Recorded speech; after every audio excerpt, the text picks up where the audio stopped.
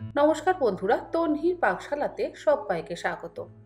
Chicken পকোড়ার recipe আমি আপনাদের সঙ্গে বেশ কয়েকবার শেয়ার করেছি, আর আপনারা সেই চিকেন পকোড়ার রেসিপি ভারী পছন্দ করেছেন। তবে আজকেও চিকেন পকোড়ার রেসিপি বানাবো, কিন্তু একটু অন্যরকম ভাবে। আশা করি এই রেসিপিটাও আপনাদের ভালো লাগবে। নিয়েছি এখানে বোনলেস চিকেনের ব্রেস্টের পিস, 500 গ্রাম পরিমাণে চিকেনের ব্রেস্টের পিস ব্যবহার করেছি। আর এই চিকেন পকোড়া বানাবার জন্য পিসগুলোকে একটু বড় বড় আর মোটা মোটা করে কেটে নেব। সাধারণত আমি চিকেন পকোড়া বানাবার জন্য পিসগুলোকে একটু ছোট করে কাটি আর একটু পাতলা করে কাটি।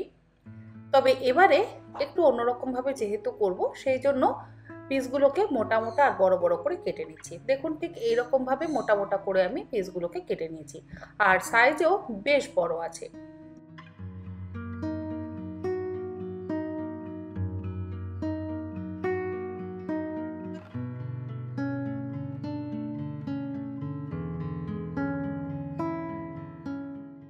পিসগুলো কাটা হয়ে যাওয়ার পর মাঝখান থেকে ছুরি দিয়ে এইভাবে চিড়ে নেব। একটা পকেটের মতন আমরা তৈরি করে নেব, যাতে এর মধ্যে কিছু ভরতে পারি। দেখুন, সুন্দর করে কিন্তু আমি একটা এনভেলপের মতন পকেট তৈরি করে নিয়েছি। আর এমন করে পকেটটা তৈরি করতে হবে যাতে একটা দিক আটকে থাকে আর একটা দিক খোলা থাকে।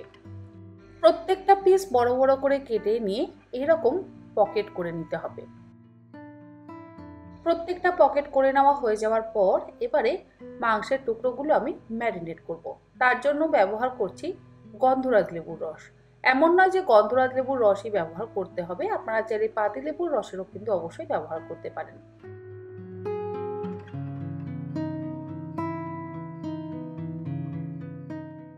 দিয়ে দিলাম 1 টেবিল চামচ পরিমাণে আদা রসুন বাটা, আর দেব 1 টেবিল চামচ পরিমাণে মাস্টার্ড সস বা কাসুন্দি। কাসুন্দি দিলে স্বাদটা ভীষণই ভালো হয়। আর দিলাম স্বাদ অনুসারে লবণ, আর হাফ চা চামচ পরিমাণে গোলমরিচের গুঁড়ো দিয়ে সমস্ত কিছু একসাথে ভালো করে মেখে নিয়ে মিনিট 15-20 রেখে দেব। আপনারা চাইলে 1-2 ঘন্টাও কিন্তু ম্যারিনেট করে রাখতে পারেন। হাতে সময় কম থাকলে 15-20 মিনিট রাখলেই যথেষ্ট। নিয়েছি এখানে আমি মোজরেলা চিজ। যে পকেটগুলো বানিয়ে নিয়েছি সেই পকেটগুলোর মধ্যে মোজরেলা চিজ ভরবো। এমন নয় যে মোজরেলা চিজই ভরতে হবে। মোজরেলা চিজ যদি না থাকে সেক্ষেত্রে আপনারা চিজ স্লাইস বা প্রসেস চিজেরও কিন্তু ব্যবহার করতে পারেন। মোজরেলা চিজ ভরে মুখটাকে ভালো করে আটকে দেব। যদিও একটু চিজগুলো আমার শক্ত আছে, তাই মুখটা এখন আটকাচ্ছে না, কিন্তু ধীরে ধীরে যখন আপনারা ব্যাটারে ডিপ করবেন দেখবেন চিজগুলো নরম হয়ে যাবে আর মুখটা আটকানো কিন্তু সহজ হয়ে যাবে।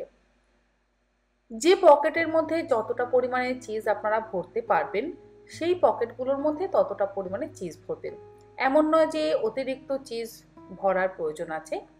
বেশি চিজ যদি আবার ভরা হয় তাহলে যখন ফ্রাই করবেন তখন ভেতর থেকে কিন্তু চিজ বেরিয়ে আসতে পারে। দেখুন, আমি পকেটগুলোর মধ্যে মোজরেলা চিজ ভরে নিয়েছি। এবারে কোটিংয়ের জন্য ব্যবহার করছি ব্রেড ক্রাম্ব। আর এই ব্রেড ক্রাম্বের মধ্যে অল্প একটু লবণ এবং অল্প একটু গোলমরিচের গুঁড়ো দিয়ে দেব, যাতে আউটার কোটিংটার স্বাদ ভালো হয়। যদি লবণ আর গোলমরিচের গুঁড়ো ব্যবহার না করা হয় তাহলে স্বাদটা যেন ব্যালেন্স হয় না। একটা বাটির মধ্যে নিয়ে নিলাম 3 টেবিল চামচ পরিমাণে কর্নফ্লাওয়ার, তার সাথে দিয়ে দিচ্ছি 1 টেবিল চামচ পরিমাণে ময়দা।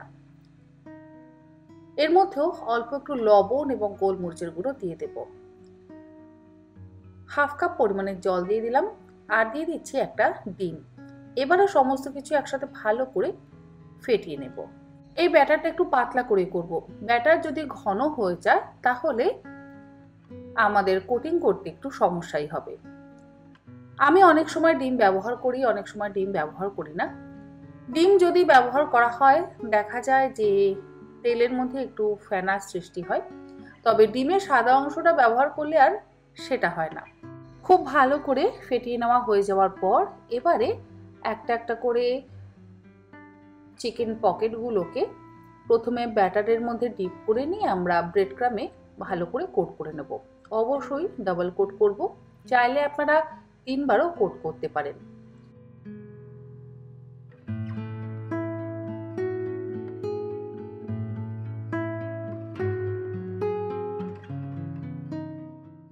আর এইগুলোকে কোট করে নিয়ে আপনারা চাইলে কোনো এয়ারটাইট কন্টেনারের মধ্যে করে ভরে নর্মাল ফ্রিজে 4 থেকে 5 দিন রাখতেই পারেন।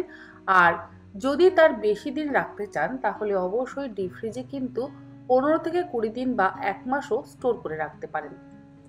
এবারে এগুলোকে ফ্রাই করবার জন্য কড়াইতে দিয়ে দিচ্ছি বেশ কিছুটা পরিমাণে সাদা তেল। গ্যাসের ফ্লেমটাকে হাইতে দিয়ে তেলটাকে খুব ভালো করে গরম করে নেব। তেল ভালো মতন গরম হয়ে যাওয়ার পর একটা একটা করে চিকেন পকেট গরম তেলের মধ্যে দিয়ে গোল্ডেন ব্রাউন করে ভেজে তুলে নেব। ভিডিও শুরুতে আমি আপনাদেরকে বললাম এটা চিকেন পকোড়া বানাচ্ছি, এখন বলছি আবার চিকেন পকেট। আমি এই রেসিপিটার না কোনো নির্দিষ্ট নাম এখনো পর্যন্ত দিয়ে উঠতে পারিনি। আপনাদের যদি কোনো পছন্দসই নাম মনে হয় তাহলে আপনারা অবশ্যই আমাকে বলতে পারেন। গ্যাসের ফ্লেমটাকে মিডিয়ামে রেখে গোল্ডেন ব্রাউন করে ভেজে নেব। হাই ফ্লেমে ভাজলে ভেতরের চিকেনটা কিন্তু ঠিক মতো সেদ্ধ হবে না, আর আউটার কোটিংটাও তাড়াতাড়ি লাল হয়ে যাবে। তাই মিডিয়াম ফ্লেমে আমাদের এগুলোকে ভেজে নিতে হবে।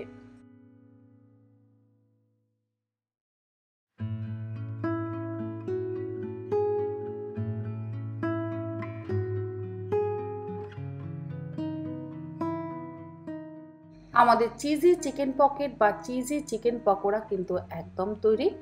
এগুলোকে তুলে একটা কিচেন টিস্যুর উপরে রেখে দিচ্ছি যাতে এক্সট্রা অয়েলটা অ্যাবসর্ব করে নেয়। আশা করি আমার আজকের এই সম্পূর্ণ নিজস্ব চিকেন পকেট বা চিকেন পকোড়ার রেসিপি আপনাদের ভালো লাগলো। ভালো লাগলে আপনারা এইরকমভাবে একবার অন্তত বাড়িতে বানিয়ে দেখবেন, বাচ্চা বড় সকলেই ভারী পছন্দ করবে। আজ তাহলে এই পর্যন্ত, আবার হাজির হয়ে যাব অন্য কোনো একটি রেসিপি নিয়ে। ভালো থাকবেন, সুস্থ থাকবেন, ধন্যবাদ।